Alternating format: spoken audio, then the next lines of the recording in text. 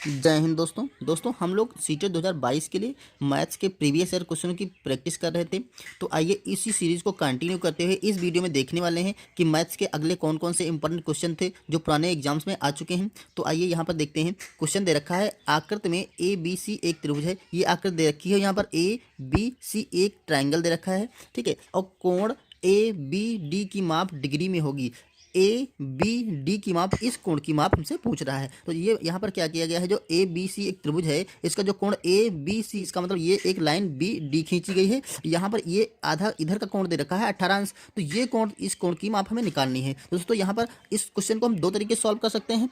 आइए देखते हैं। देखो एक तो ए कोण, देखिए तीनों कोण ए प्लस बी प्लस सी, मतलब त्रिभुज के जो तीनों कोण होते हैं उनका योगफल 180 अंश होता है, ठीक है। और दूसरा ये होता है, किसी त्रिभुज का बहिष्कोण शेष दो अंतः कोणों के योग के बराबर होता है। ये क्या होता है, किसी त्रिभुज का जो बहिष्कोण होता है वो शेष दो अंतः कोणों के योगफल के बराबर होता है। इसको हम ऐसे समझ सकते हैं, जैसे हमने एक ट्राइंगल बनाया, जैसे इसी का हम ट्राइंगल ले लेते हैं।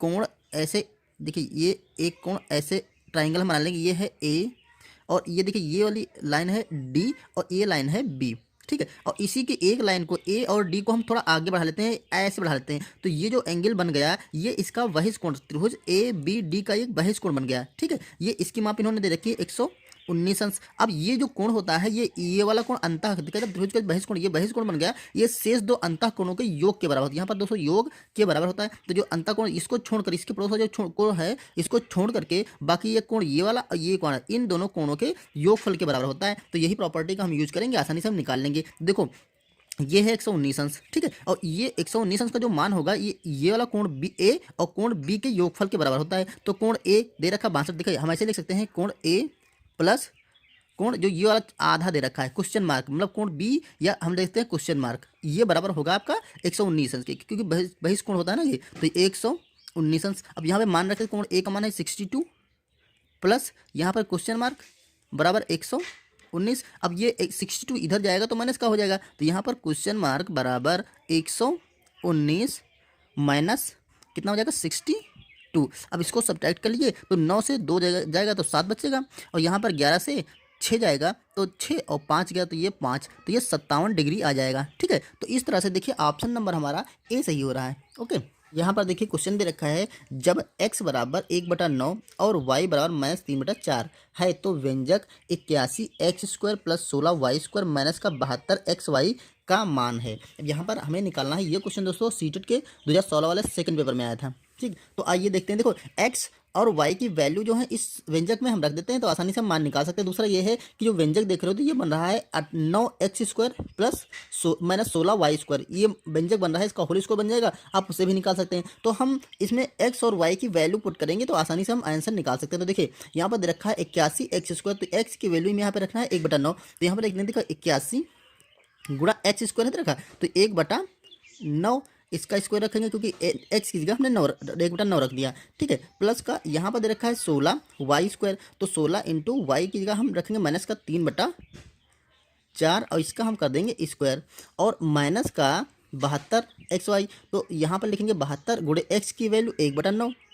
और y की वैल्यू माइनस का 3/4। अब इसको सॉल्व कर लीजिए। देखिए यहाँ पर हो जाएगा आपका 81 गुणा, अब इसका स्क्वायर करेंगे तो ये स्क्वायर लगा है, ये अंश पे भी लगा है और हर पे भी लगा है। तो ये अंश का 1 का स्क्वायर करेंगे तो 1 ही रहेगा, 9 का स्क्वायर करेंगे तो 9 9 81 हो जाएगा, ठीक है।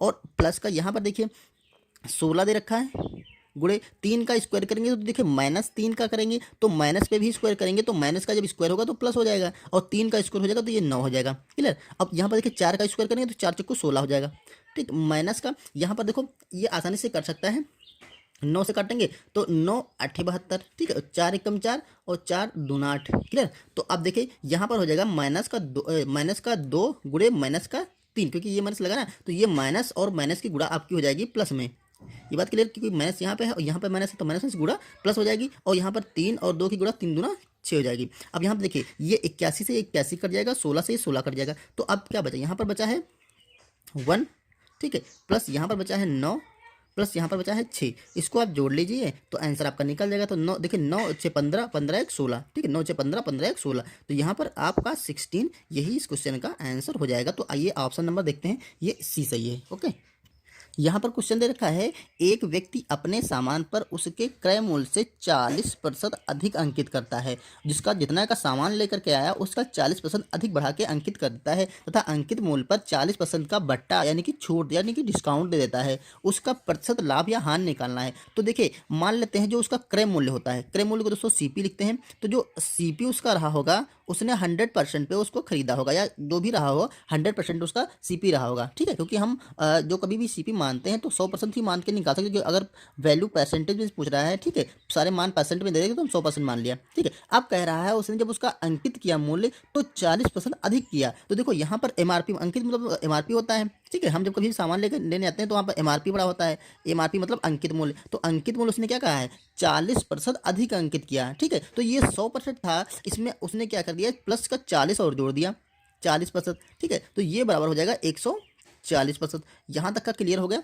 तो आइए अब देखो आगे कह रहा है, तथा अंकित मूल्य पर 40% का बट्टा देता है। अंकित मूल्य पर 40% का डिस्काउंट, तो डिस्काउंट जो दिया है उसने, ठीक है, डिस्काउंट बराबर है 40% का।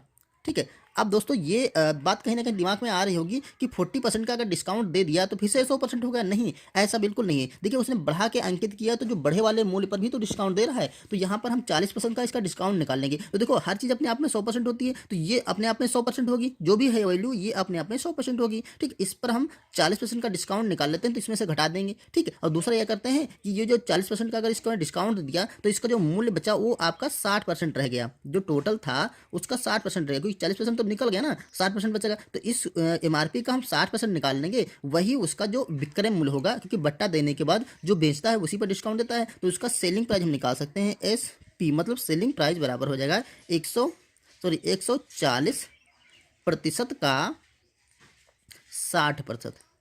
ठीक है, अब 140% का 60% कैसे निकालेंगे, देखो 140% और का की जगह हम गुणा लगा देंगे और 60 और प्रतिशत को हटा के 100 कर देंगे। देखो, ये यहाँ पे प्रतिशत इसलिए नहीं हटा सकते क्योंकि सारे हमारे आंसर दे रखे हैं वो परसेंटेज में दे रखे हैं। ठीक है, तो यहाँ देखिए, ये जीरो यहाँ से कटा, ये जीरो यहाँ से कटा। अब यहाँ पर बचा क्या, बचा आपका 14 × 6। ठीक है, तो इसको हम देख लेते हैं, 14 से गुणा करो, 14×6 = 84। तो ये आपका आ जाएगा 84। यहाँ पे 200% लगा था तो यहाँ पे हम प्रतिशत लगा देंगे। अब देखो, जो चीज़ हमारी कॉस्ट प्राइस थी 100%, वो बिकी हमारी 84% पे। ठीक है, ये है आपका सेलिंग प्राइस। तो लाभ क्या हो गया, यहाँ पर देखिए, सॉरी, यहाँ पर 100% का उसका रेट था और बिकी है आपकी 84% पे। तो यहाँ पर लाभ हुआ या हानि हुई, हानि हुई, क्योंकि 100% रेट था और बिका है 84, मतलब ज़्यादा रेट था और कम पे बिका है, तो यहाँ पे हानि हो गई। ठीक है, इसका मतलब यहाँ पे लॉस हुआ है। तो लॉस बराबर क्या हो जाएगा, जितने का उसका मूल्य था, क्रय मूल्य जितने का खरीदा था और जितने की बेचा है, तो वो हम घटा देंगे तो हमारी हानि निकल आएगी। तो यहाँ पर देखिए 100% पे था और माइनस बिका है उसका 84% पे। ठीक है, तो हानि कितने परसेंट की आ गई, 100 से 84 घटाएंगे तो यहाँ पर आपका बच जाएगा 16। ठीक है, तो यहाँ पर 16% का उसका नुकसान हो गया, हानि हो गई। तो ऑप्शन नंबर हम यहाँ पर डी लगा देंगे। ओके, और यही इस क्वेश्चन का आंसर हो जाएगा। आइए नेक्स्ट क्वेश्चन देखते हैं।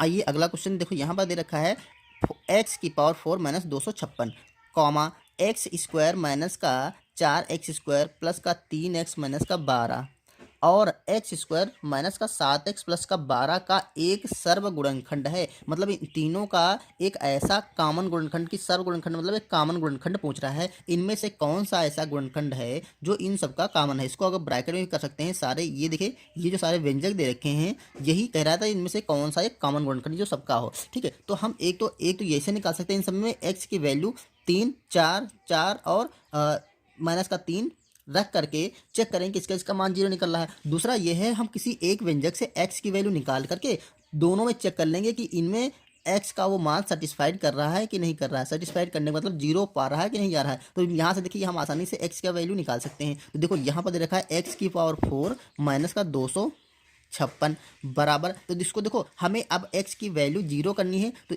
यहाँ पर हम 0 रख देंगे। इस व्यंजक की वैल्यू 0 करनी है तो हम इसको 0 कहें, यहाँ से हम x का मान निकाल सकते हैं। तो देखो यहाँ पर हो जाएगा x⁴ बराबर 256 को इधर ले जाएंगे तो ये हो जाएगा 256 माइनस से प्लस का बन गया। अब x⁴ ये बराबर हो जाएगा 256, ये होता है दोस्तों 16 का स्क्वायर। ठीक है, 16 का स्क्वायर होता है, तो 16 क्या होता है, 4 का स्क्वायर होता है। तो देखिए यहाँ पर लिख सकते हैं 16 × 16। अब इसको हम लिख सकते हैं 4। ठीक है, गुणा 4 गुणा इसको लिखते हैं 4 गुणा 4। तो देखो यहाँ पर x की पावर 4 आ गया आपका 4 की पावर 4। अब देखो ये 4 4 कैंसिल हो गया, तो यहाँ से x की वैल्यू आपकी 4 आ गई। ठीक है, अब यही मान हम इन दोनों व्यंजकों में रख करके देख लेंगे कि दोनों व्यंजकों का मान क्या 0 0 0 आ रहा है, क्योंकि हमने यहाँ पर 0 रखा है तो यहाँ पर भी मान 0 आना चाहिए। ठीक है, तो आइए देखते हैं। यहाँ पर देखो x की वैल्यू हम 4 रखेंगे, तो जिस व्यंजक में पूरे हम x की वैल्यू हम 4 रख के देखते हैं। देखो यहाँ पर 4 रखेंगे तो 4 चक्कू 16 हो जाएगा, माइनस का 4 यहाँ पर हो जाएगा। यहाँ पर देखो x की पावर 3 है, तो यहाँ पर देखिए 16 तक 4 चक्कू 16 और 16 चक्कू 64, तो ये 6 दहाई यहाँ पर अगले लाइन में लिखते हैं। 4 का देखिए 4 की पावर हम 3 करेंगे, ऐसे लिख सकते हैं 4 की पावर हम 3 करेंगे और माइनस का 4 गुणे 4 की पावर हम 2 करेंगे, प्लस का 3 गुणा 4 और माइनस का 12। अब यहाँ पर देखिए ये 4 चक्कू 16 चक्कू 64, तो ये हो जाएगा 64, माइनस यहाँ भी हो जाएगा 4 चक्कू 16 16 चक्कू 64 और प्लस का 4 तियाँ 12 माइनस का 12। देखो ये 12 इससे कट गया, 64 64 से कट गया, तो इसका मान 0 आ गया, तो ये तो सेटिस्फाइड कर रहा है। अब हम आइए इस व्यंजक को चेक करते हैं यहाँ पे। ठीक है, तो इसको चेक करेंगे हम। यहाँ पर x की वैल्यू 4 रखेंगे, तो देखिए यहाँ पर रखा है x की वैल्यू हमें 4 रखनी है ना, तो यहाँ पर 4 का स्क्वायर करेंगे, माइनस का 7 और x की हम 4 रखेंगे और प्लस का 12 लिख देंगे। ठीक है, यहाँ पर देखो 4 चौको 16 हो जाएगा, माइनस का 7 चौक 28 28 हो गया, प्लस का 12 हो जाएगा। ठीक है, अब देखो यहाँ पर हम क्या करेंगे, प्लस वाले दोनों जोड़ लेंगे और माइनस वाला घटा लेंगे, तो देखो 16 और 12 मिलकर के 6 और 2 8 और 2 1 सॉरी 1 1 2 हो जाएगा, तो ये 28 माइनस 28 हो गया, तो यहाँ पर क्या आ गया 0 आ गया। ठीक है, तो इस तरह से हमने निकाला कि सारे यहाँ पर भी 0 सर्टिफाइड, यहाँ पर भी 0 आ रहा है, यहाँ पर भी 0 आ रहा है, इसका मतलब x बराबर 4। अब यहाँ से क्या कर सकते हैं, x बराबर 4 जो है इन तीनों समीकरण का, तीनों व्यंजकों का एक गुणनखंड है। ठीक है, अब x बराबर 4, या इसे हम ऐसे लिख सकते हैं कि x ये सॉरी यहाँ पर 4 और ये 4 इधर आएगा तो माइनस का हो जाएगा बराबर 0, तो x माइनस 4 बराबर 0 ऐसे लिख सकते हैं, x माइनस 4 बराबर 0। तो ये इस तीनों को एक सेटिस्फाइड कर रहा है। ठीक है, तो इसलिए ये क्या है, इन तीनों व्यंजकों का एक गुणनखंड है। ठीक है, तो ऑप्शन नंबर हम सी लगा देंगे। आइए नेक्स्ट क्वेश्चन देखते हैं। यहाँ दे रखा है -5/7 से क्या घटाएं कि -1 प्राप्त हो जाए। तो ये तो आसान सा है, -5/7 से मान लेते हैं हमने x घटा दिया, तो ये कह रहा है क्या घटाएं कि -1 प्राप्त हो जाए, तो हमने मान लिया x घटा दिया तो हमें -1 प्राप्त हो गया।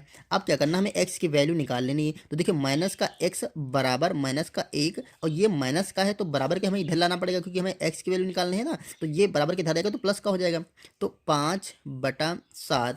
अब यहाँ पर देखिए माइनस का x बराबर हो जाएगा, इसको ऐड कर लीजिए, तो ये देखिए एलसीएम इसका 7 ही आएगा, तो 7 एकम माइनस का 7 हो जाएगा, प्लस का 5 हो जाएगा। अब इसको कैलकुलेट करेंगे तो माइनस का ज़्यादा है, प्लस का छोटा है, तो 7 से 5 घटेगा तो माइनस का 2/7 बचेगा। तो यहाँ देखिए माइनस का x बराबर माइनस का 2/7, तो देखो माइनस में से यहाँ कैंसिल हो गया, तो x बराबर आ गया आपका 2/7। ठीक है, तो इस तरह से हमने x की वैल्यू 2/7 निकाली, तो ऑप्शन नंबर हम सी लगा देंगे। ओके दोस्तों, अगर आपको वीडियो पसंद आ रहे हैं तो इसे लाइक कर दीजिए, चैनल पर नए हैं तो सब्सक्राइब कर लीजिए। आइए अगला क्वेश्चन देखते हैं। यहाँ दे रखा है किसी चतुर्भुज के कोण 2 3 5 और 8 के अनुपात में हैं, इसके सबसे बड़े, यहाँ पे उसने लिखा है सबसे बड़े कोण के संपूरक तथा सबसे छोटे कोण के पूरक कोण का योग क्या होगा। ठीक है, देखिए सबसे पहली बात तो जो चतुर्भुज होता है, जैसे मान लीजिए कोई चतुर्भुज ऐसे बना है, ठीक है, तो इसके जो चारों कोण हैं, ठीक है, इन चारों कोणों का ए बी सी और डी चारों कोणों का जो योगफल होता है वो होता है 360 अंश। त्रिभुज के तीनों कोणों का एक फल 180 अंश होता है और चतुर्भुज के चारों कोणों का एक फल 360 होता है। ये बात हमें याद रखनी है। ठीक है, तो चारों कोणों का फल 360 होता है, तो देखिए यहाँ पर अनुपात में कोण दे रखे हैं, तो इनको हम एक कांस्टेंट नंबर मान करके लगा लेते हैं। तो ये देखिए इनके कोण जो हो जाएंगे वो 2x हो जाएगा एक, ठीक है, और प्लस दूसरा हो जाएगा देखिए 3x सॉरी 5x और 8x। ये चारों कोणों को हमने कांस्टेंट नंबर मान लिया। ठीक है, अब कह रहा है इन चारों कोणों का एक फल कह नहीं रही है, बल्कि हमें पता होता है चतुर्भुज के चारों कोणों का फल 180 अंश होता है। तो पहले हम यहाँ से चारों कोण निकाल लेते हैं। तो देखो 180 अंश होता है, ठीक, तो ये इन सबको हम जोड़ देंगे, जैसे हम जोड़ दिया तो ये हमारा आएगा 360 अंश। अब यहाँ से पहले हम x की वैल्यू निकालते हैं। तो देखो 8 8 5 13 13 3 16, ठीक, और 16 2 18, यहाँ पर 18x बराबर है 360, तो 18 से काटेंगे, 18 1 18 2 36, तो ये x बराबर हमारा 20 आ गया। क्लियर, अब x बराबर 20 आएगा तो कह रहा है इसके संपूरक सबसे, देखो सबसे बड़े कोण, ठीक, तो सबसे बड़ा कोण है 8 वाला और सबसे छोटा कोण है 2 वाला, तो हमें इन्हीं दोनों के मान निकालने हैं। तो सबसे बड़ा कोण देखिए क्या हो जाएगा 8x, तो यहाँ पर 8x बराबर देखो 8x बराबर 8 × 20 बराबर 8 × 2 = 16, मतलब 160 अंश हो जाएगा। और सबसे छोटा कोण है आपका 2x, तो 2x बराबर 2 × 20 बराबर 40। कह रहा है सबसे बड़े कोण के समपूरक। अब दोस्तों क्या होता है, जो समपूरक कोण होता है, किसी भी कोण का जो समपूरक कोण होता है वो उसी कोण को 180 अंश से घटाने पर प्राप्त होता है। तो इस कोण का जो समपूरक होता है, समपूरक, वो बराबर होगा 180 से हम इसी कोण को घटा देंगे 160, तो ये हो जाएगा आपका कितना बचेगा, आपका 20 अंश बचेगा। ठीक है, तो 100 बड़े कोण का जो संपूरक होगा वो 20 अंश हो जाएगा।